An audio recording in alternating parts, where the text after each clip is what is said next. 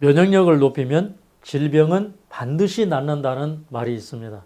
이 시간에는 면역 체계를 근본적으로 바꿔서 몸을 건강하게 재생시키는 최고의 방법을 소개해 드리겠습니다.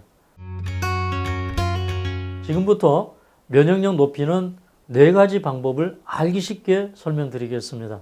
사람이 암이나 만성 질병에 걸리는 것은 유전적인 원인, 음식 습관, 환경, 흡연과 음주 등의 이유가 있지만 실제로는 면역 체계의 이상으로 면역세포가 이물질인 병용균이나 발암물질 같은 항원을 제거하지 못하기 때문에 발생합니다. 우리 몸에 암세포가 많이 생겨도 기본적으로 면역세포를 생성해내는 면역 방어 체계가 정상적으로 작동한다면 암은 결코 생길 수가 없습니다. 면역 체계의 중심축은 우리 몸에 5군데가 있습니다. 그 첫째가 골수, 두 번째가 흉선, 세 번째 비장, 네 번째 림프절, 5번째가 장입니다. 이곳의 기능을 이해하면 면역 체계가 보입니다. 첫째는 골수입니다. 골수는 조혈모세포라 불리는 줄기세포로 몸의 거의 모든 면역세포를 만들어내는 능력이 있습니다. 골수는 T세포 전구체를 만들고 면역체계의 중요한 세포 유형인 B세포를 만들고 성숙시키는 일을 담당합니다. 그래서 골수가 건강해야 합니다. 제 오랜 경험에 의하면 골수가 가장 빨리 좋아지는 비결은 칼슘제를 먹는 것이 아니라 채식을 하고 과식을 피하면서 저녁을 간단하게 먹는 습관을 갖는 것입니다. 이렇게 하면 골수에서 혈액으로 칼슘이 빠져나가지 않아 며칠만 해도 골밀도가 좋아지기 시작합니다. 그래서 칼슘을 먹는 것이 중요한 게 아니라 골수에서 칼슘이 빠져나가지 않는 식습관을 갖는 것이 제일 중요합니다. 둘째는 흉선입니다. 흉선에서는 T세포가 증식하여 외부 항원을 인식하는 훈련을 담당합니다. 흉선의 기능이 중요한 것은 흉선을 제거한 사람들은 암과 자가면역 질환을 포함해 다양한 질병에 3배 가까이 더 많이 걸립니다. 그러면 흉선이 왜 망가질까요? 흉선은 자가면역 질환 또는 방사선에 노출되면 나빠집니다. 흉선이 건강하려면 우리 몸이 원하지 않는 음식을 피해 자가면역 질환이 일어나지 않도록 하고 방사선에 노출되지 않도록 하는 것입니다. 셋째는 비장입니다. 비장에서는 B세포가 세균과 바이러스를 인식하는 항체를 만드는 일을 합니다. 비장이 나빠지는 원인은 감염, 빈혈, 암 등 여러 장애로 인해서 비장이 비대해질 때입니다. 넷째는 림프절입니다.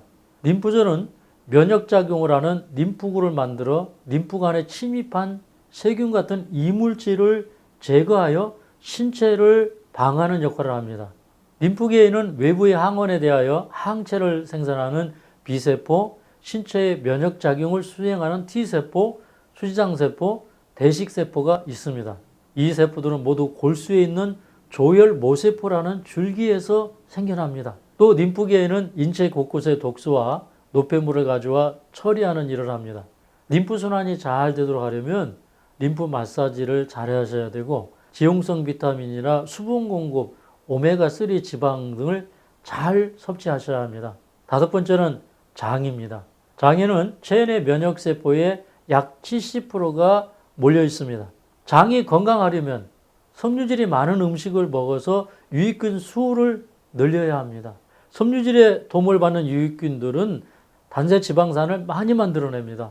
단세지방산이 많아지면 줄기세포도 많이 만들어지고 이로 인해서 면역력과 치유력이 상승합니다. 어떻습니까? 우리 몸의 면역을 담당하는 곳들을 살펴보니까 우리 몸이 튼튼하려면 골수, 림프절, 장 같은 곳이 건강해야 조혈모세포가 많이 만들어져 암을 비롯한 많은 질병을 이길 수 있다는 생각이 먼저 드시지요? 제일 면역의 중요한 부분을 차지하는 골수가 건강하려면 어떻게 해야 할까요? 섬유질이 많은 건강한 음식물 섭취와 간헐적 단식을 해야 합니다. 우리 골격계는 미네랄을 저장하고 백혈구, 림프구, 적혈구, 혈소판을 만들어냅니다. 쉽게 말하면 우리 몸을 지키는 군대를 양성하는 곳이 골격계입니다. 그리고 골격계는 산과 염기의 균형을 잡아주는 일을 합니다. 우리 혈액이 산성화되면 골수 속에 칼슘이 빠져나오고 또 혈액 속에 있는 알칼리성 미네랄들이 소모됩니다. 그래서 몸이 산성화되는 것입니다. 그러면 면역력을 최고로 높이려면 어떻게 해야 될까요? 첫 번째가 산성 음식을 피하고 알칼리 음식을 섭취해야 합니다. 레모와 만치는 식품의 산부화 정도를 조사하여 신장에 잠재적인 부담을 주는 음식을 조사했습니다. 산부화 정도를 보니 우유를 만든 체다 치즈가 제일 산부화도가 높았습니다. 즉 산성을 제일 많이 띄었습니다. 그리고 계란 노른자, 간 소시지, 코티지 치즈, 닭고기, 돼지고기, 쇠고기, 연어 순이었습니다. 이런 음식들은 산도가 높은 음식들입니다. 이런 음식들은 골수에서 칼슘을 빼내가는 음식들입니다. 반대로 산부화가 음메값을 나타나는 알칼리성 제품들이 있습니다. 건포도, 시금치, 당근, 감자, 레몬주스, 사과, 브로콜리가 알칼리 식품입니다. 면역력을 최고로 높이는 방법 두 번째입니다. 간헐적 단식에 가까운 저칼로리식을 해야 합니다. 장기 저칼로리 식사와 단기 저칼로리 식을 교대로 하면 제일 좋습니다. 다음 논문은 장기간 단식이 면역을 높인다는 사실을 증명한 논문입니다. 제목은 장기간의 단식은 조혈줄기세포 기반 재생을 촉진하고 면역 억제를 역전시키기 위해 IGF-1, PKA를 감소시킵니다. 입니다. 이 논문은 각종 면역세포의 모체가 되는 조혈모세포를 늘리는 가장 좋은 방법이 6개월에 한 번 2, 3일 정도 금식을 하라는 내용입니다. 서든 캘리포니아 대학교 과학자들이 셀스템 셀지에 발표한 논문에 따르면 생쥐를 대상으로 한 실험에서 한 번에 2일에서 4일 정도 금식을 지속하면 화학요법의 독성 효과로부터 조혈모세포를 보호할 수 있을 뿐만 아니라 새로운 면역세포의 줄기세포 재생을 촉발하고 오래되고 손상된 세포를 제거하는 것으로 나타났습니다. 이 연구에서는 금식을 하면 인체가 재활용 모드로 진입을 해 낡고 오래된 백혈구들을 치워버립니다. 금식할 때 백혈구 수치가 현저하게 낮아지지만 음식을 다시 먹기 시작하면 골수의 조혈모세포들이 새로운 세포들을 다시 만들기 시작하면서 새로운 면역체계가 만들어지기 시작합니다. 다음 그림은 장기간의 금식이 백혈구와 조혈모세포에 미치는 영향에 대한 설명입니다. 장기 금식은 조혈모세포의 자가 생산에 영향을 미쳐 전구세포와 면역세포를 증가시키는 효과가 있습니다. 금식을 할 때는 조혈모세포와 백혈구가 일시적으로 크게 감소하지만 금식이 끝나고 다시 음식을 섭취한 후에는 처음보다 더 많이 늘어나고 더 건강해집니다. 이러한 장기 금식 효과는 노화나 항암요법으로 손상된 백혈구나 조혈모세포를 새롭게 회복시킵니다. 쥐의 실험에서 장기 금식이 쥐의 면역세포 프로필을 젊어지게 할 수 있는 사실을 보여주었습니다. 단식이 화학 독성을 감소시키고 조혈모세포 기능을 개선하고 촉진한다는 사실은 다른 논문에서도 찾아볼 수 있습니다. 자연세포생물학지에 소개된 단식은 조혈모세포의 기능을 촉진합니다라는 제목의 논문도 그 사실을 말해주고 있습니다. 이제부터 더 중요하고 구체적인 정보를 드리겠습니다. 타인지가 선정한 건강 전문가인 발터 롱거 박사는 세계 유수한 다양한 병원들과 연계해서 단식에 대한 임상 효과를 연구해내고 있습니다. 발터 롱거는 1일에서 2일 또는 격일 단식 효과로는 부족하기 때문에 1년에 몇 차례 5일 정도의 단식을 해야 줄기세포가 재생될 수 있다고 중요한 말을 합니다. 하지만 5일이라는 긴 시간 동안에 배고픔을 참고 물단식만 한다는 것은 너무 힘들기 때문에 하루 800에서 1100칼로리만 섭취해도 거의 단식과 같은 효과가 있다고 말합니다. 보통 하루 드시는 음식의 40% 정도를 섭취하면 됩니다. 이것을 발터 롱거는 FMD, 즉 단식 모방 효과라고 합니다. 발터 롱거는 5일을 금식하면 줄기세포가 일반 식사를 하는 사람들에 비해 2배 이상 늘어난다는 것을 보여줍니다. 여기 그림의 자료는 SBS의 먹으면서 하는 단식 모방 식단 FMD의 모든 것에 소개된 발터 롱거 박사의 연구 자료입니다. 저도 이분의 연구와 같이 암에 걸린 분들이나 만성 질병에 걸리신 분들은 1년에 2차례 이상 2, 3일 단식 또는 5일 정도의 800에서 1100칼로리 정도만 드시는 저칼로리식을 추천합니다. 이런 금식은 조혈모세포를 재생시키고 늘려서 면역체계를 건강하게 재생하는 데 큰 도움이 된다고 생각합니다. 저는 단식이나 저칼로리식만큼 아니 그 이상 효과를 보는 게 영양 공급과 해독을 함께 할 수 있는 과일식 단식이라고 생각합니다. 면역을 최고로 높여주는 세 번째 방법은 면역력을 높여주는 다음 13가지 음식들을 섭취하는 것입니다. 첫 번째는 버섯 종류입니다. 버섯 종류에는 양송이버섯, 팽이버섯, 잎새버섯, 느타리버섯, 표고버섯, 꾀꼬리버섯, 차가버섯, 영지버섯 등이 있습니다. 이런 버섯에는 항암 물질인 베타글루칸이 많이 들어있어서 면역글로불린 A와 면역글로불린 G를 쑥쑥 늘려줍니다. 그리고 버섯은 장을 개선시켜 면역력을 높여주는 최고의 식품입니다. 둘째, 베리 종류입니다. 베리 종류에는 블랙 라즈베리, 블랙베리 등이 있습니다. 이런 베리 종류에는 생리활성 물질인 폴리페놀, 안토시아닌 등이 풍부하여 세포를 활성산소로부터 보호하고 면역력을 높여줍니다. 세 번째, 브로콜리 새싹입니다.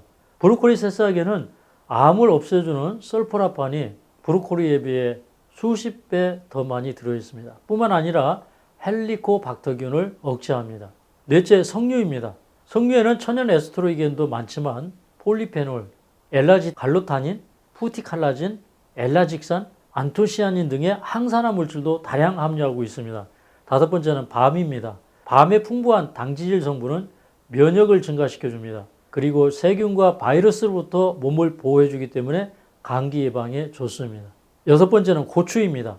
고추의 캡사이신은 면역체계를 활성화하고 백혈구와 항체를 만드는 B세포의 수를 늘려줍니다.